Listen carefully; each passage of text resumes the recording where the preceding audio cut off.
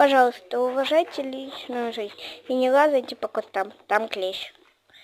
Сегодня без йо-йо-йо, просто народ, привет. Я первый раз поверил в любовь, а она в меня нет. И да, она старше меня, и да, она нравится каждому, она слежу за ней, только я и записываю все карандашком.